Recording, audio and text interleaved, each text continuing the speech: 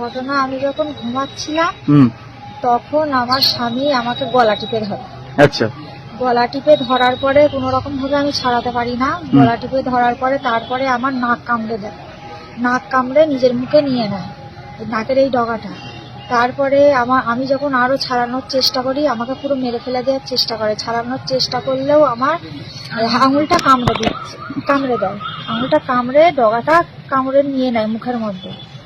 পুরো নাক কামড়ে খেয়ে নেয়? হ্যাঁ। আচ্ছা, কি কারণে এরকম করলো? আমি জানি না কি কারণে করেছে, কেননা আমি ঘুমাচ্ছি। কোনো অশান্তি ছিল? কোনো অশান্তি নেই, কোনো ঝামেলা নেই, কোনো কিছুই ছিল না। কি নাকটা ভালো লাগবে এরকম কিছু বিষয় ছিল? আচ্ছা, মুখটা সুন্দর। আচ্ছা, মুখটা সুন্দর। হ্যাঁ, তার জন্য ও প্রায় দিনই বলতো যে নাকটা ভালো। হ্যাঁ, নাকটা ভালো, তোর নাক মুখে অ্যাসিড ঢেলে দেবো, নাকটা হচ্ছে কি যে উপড়ে দেবো, এরকম বলতো। আমি প্রায় দিনই নেশা করে থাকলে আমার গলা টিপে ধরে মারার চেষ্টা করতো। তবু আমি নিজেকে বাঁচার চেষ্টা করতাম, কিন্তু সেদিন এমন হয়েছিল আমাকে পুরো হাত মারাই করে ফেলেছে। আমি অনেক কষ্ট করে আবার মা গেছিল, দুটো দরজা ভেঙে আমার মা আমাকে বাঁচিয়েছে। কোথায় বাড়ি আপনার? আমাদের বাড়ি হচ্ছে বেরপাড়া কলমবাড়ির মোড়। আপনার স্বামীর নাম কি? বাপন শেখ। অভিযোগ জানিয়েছিলেন?